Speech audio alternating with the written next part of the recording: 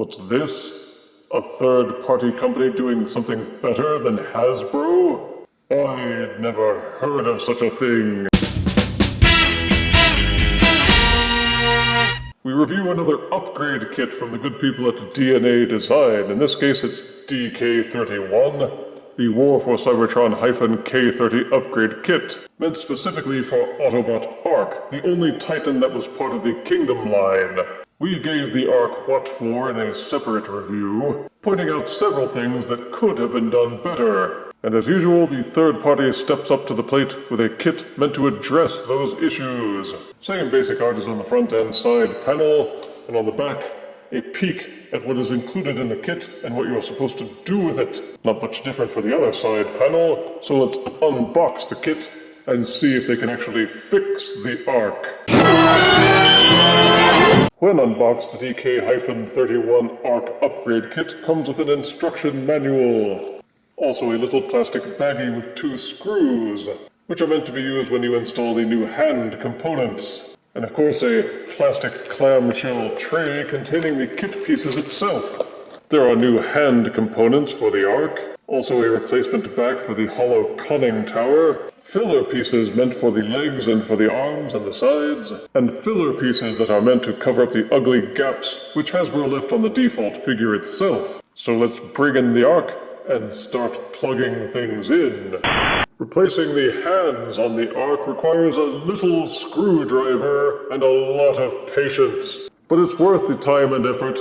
I would also say that it's worth the cost of the kit itself, just because it allows you to replace these horrible mittens that came with the default figure. Seriously, all these things could do were open and close. But the replacement hands are excellent because they are articulated properly. The thumb can bend up and down, and it has 1 hinged knuckle. Each finger has 3 hinged joints, so you can curl each finger up. You can also bend the finger in on itself at the main knuckle, and what's really cool is that each individual finger can be splayed in and out, so you can give him a wide hand stance, so you can use Core Megatron to properly reenact the scene on his box art.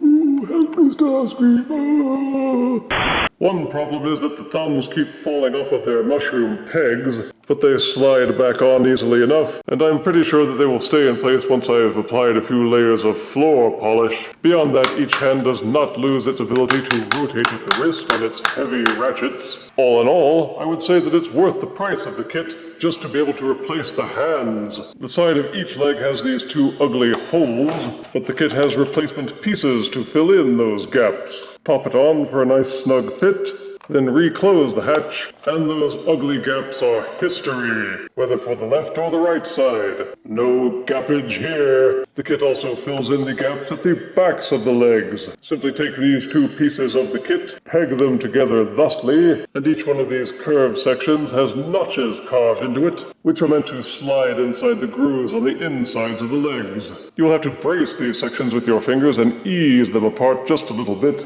There's a slight amount of flex to the plastic. This will allow you to slide those curved pieces into those grooves and fill out the backs of the legs. So all in all, it's a grand improvement for the robot mode. But what about the ship mode? Once you have removed this piece from the back of the leg, you can separate the 2 pieces which will plug together. This piece, with the circuitry part forward, slides into the side of the ship. There are little ridges in the piece that fit directly under the edge. Push it in, and it will hold firmly. And in many reviews, many people have expressed their anger that the side of the Ark ship had these big ugly gaps in it. But the kit's got it covered. Take the edge which extends outwards, match up this tooth at the bottom of the piece with these holes near the edge of the front. You'll have to use some leverage with your fingers to pull the sides of the ship apart a little bit, so that you may slide and click them into place. But once in place, it will also hold firmly. And there's one more piece to this puzzle. You remember in my review how I bemoaned the fact that the conning tower at the back of the Ark was all hollow and gross. The kit fixed that too. The new gun panels still allow you to swivel back this hatch, slide out the conning tower and put it into place. And the kit gives you this one last piece to slide in. The paint and colors are a reasonable match to the rest of the ship, and be careful when you put this in because it's a tight fit. Once it's there, it's probably there to stay. The Ark was a decent figure by itself, but it did score a little lower because of the many flaws in the design.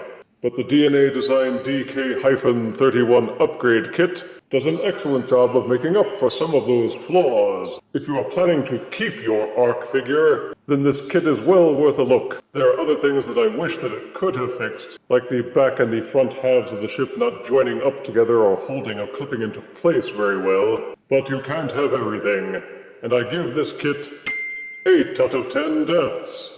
He's a better Astro Train than Astro Train was.